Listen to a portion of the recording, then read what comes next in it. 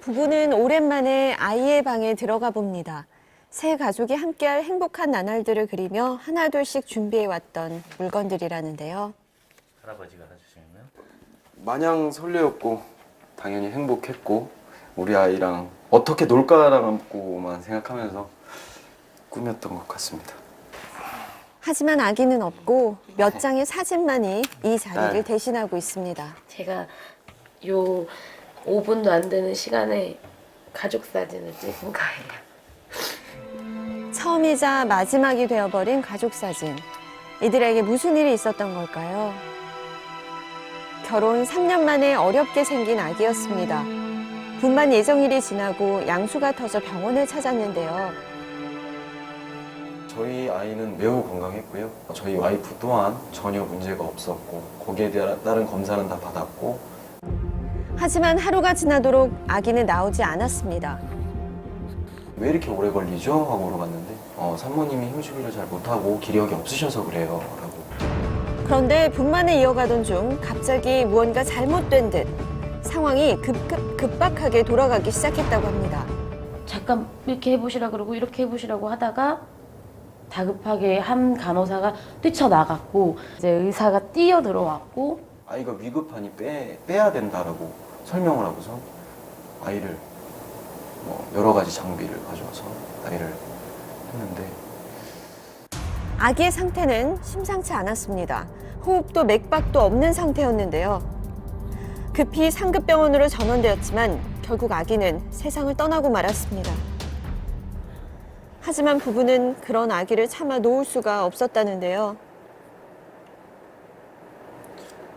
가족 사진을 남기고 싶어서 신랑은 보시면은 울고 있는데 웃고 사진을 찍은 사진이 있어요. 저희가 같이 찍자고 영안실 앞에서 사진을 찍은 거예요. 네, 아기를 만날 날만 손꼽아 기다렸을 가족들을 생각하면 너무 마음이 아픕니다. 자, 박사님, 아기가 사망한 이유가 뭐죠? 예, 이 케이스의 경우는 부검이 시행됐습니다. 그래서 저희가 참고할 수 있는 것은 부검감정서인데요. 부검감정서를 좀 보시면 결론적으로 아기의 사망 원인은 태아곤란증으로 추정이 되고 있습니다. 태아곤란증은 아주 간단하게 말씀드리면 아기가 엄마 뱃속 안에 있으면서 호흡이나 순환 기능이 저하된 상태를 얘기를 하게 됩니다. 원인으로서는 태반이 조기에 박리가 되거나 여러 가지 과도한 스트레스가 있거나 태변을 아기가 먹었거나 양수가 조기에 파수가 됐거나 이런 경우에 태아곤란증이 생기는 것으로 되어 있습니다. 그럼 태아곤란증에 빠지면 태아를 살릴 수 있는 방법이 없는 건가요? 예, 그렇지는 않습니다. 사실은 태아곤란증이 생긴 원인을 빨리 파악해서 그 원인을 해결해주고 상황이 여의치가 않으면 응급으로 제왕절개를 한다면 아기한테 위험이 안 가게 할 수가 있습니다. 다만 진단이 늦어지고 태아곤란증이 온 상태에서 시간이 지체되면 지체될수록 본건과 같이 사망에 이르거나 아니면 분만을 했다 하더라도 뇌성마비나 여러 가지 후유증에 시달릴 수 있기 때문에 빠른 진단과 빠른 분만이 제일 중요하다고 하겠습니다. 가족들은 아기가 이 기계를 통해 계속해서 이상 신호를 보내고 있었다고 합니다. 하지만 의료진이 태아의 상태를 제대로 알아채지 못했다는 건데요. 계속해서 지속적으로 저희 아이가 힘들어하고 있어요. 힘들어하고 있음에도 불구하고 의사는 5시가 넘어서 방문을 하게 되고 태아의 상태가 좋지 않았음에도 불구하고 의사가 너무 늦게 왔다는 건데요. 만져보더니 이거 애기 거 맞아? 막 이러면서 막 초음파기기 갖고 와봐 이래가지고 이제 들리네 이러더라고요. 괜찮네 뭐 이러시더니 힘주기를 30분 더 하자고 이렇게 얘기를 하시더라고요. 또한 상태가 괜찮으니 분만을 계속 진행하라는 의사의 지시가 내려진 지 30분 만에 태아의 생명을 위협하는 위급한 상황이 발생한 겁니다. 안전하게 아이를 낳으려고 산부인과를 찾아갔는데 그냥 방치를 한 거라고밖에 저는 보여지지 않거든요. 결국 부부는 법적 책임을 가리기 위해 소송을 결심했습니다.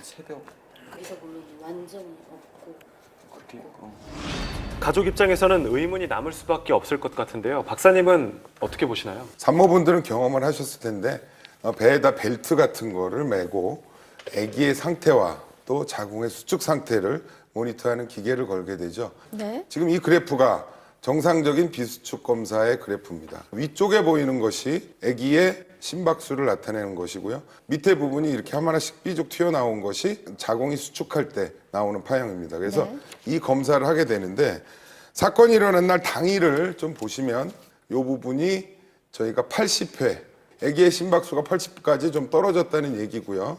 결국에 그 5시 반 정도에 상황이 안 좋아졌을 때 그래프를 보시면 아까하고 완전히 틀리게 더 밑으로 떨어지는 것도 있죠. 잦아지네요. 그래서 NST 검사상으로 봤을 때 새벽 한 3시경부터 시작해서 환자 특히 아기의 상태가 안 좋아지기 시작했다고 판단을 하고 이거는 빨리 응급분만 또는 제왕절개 수술을 해서 아기를 분만하게 했다고 한다면 사실은 지금처럼 이런 비극적인 결과는 피할 수 있지 않았을까 이렇게 네. 생각을 합니다. 변호사님도 어떻게 그 부분에 대해선 생각을 같이 하시나요? 네네. 이런 이제 NST 검사를 하는 것은 태아의 심장박도를 감시해서 태아에게 어떤 위험이 있는지 우리가 확인하는 부분이잖아요.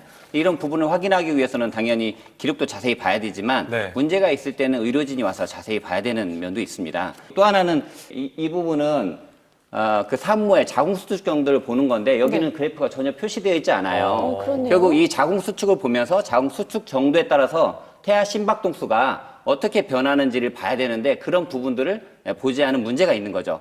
결국은 태아에 대한 감시가 제대로 이루어지지 않았다고 보기 때문에 의료기관에 법적인 손해배상 책임을 지어야 할 것으로 보여집니다.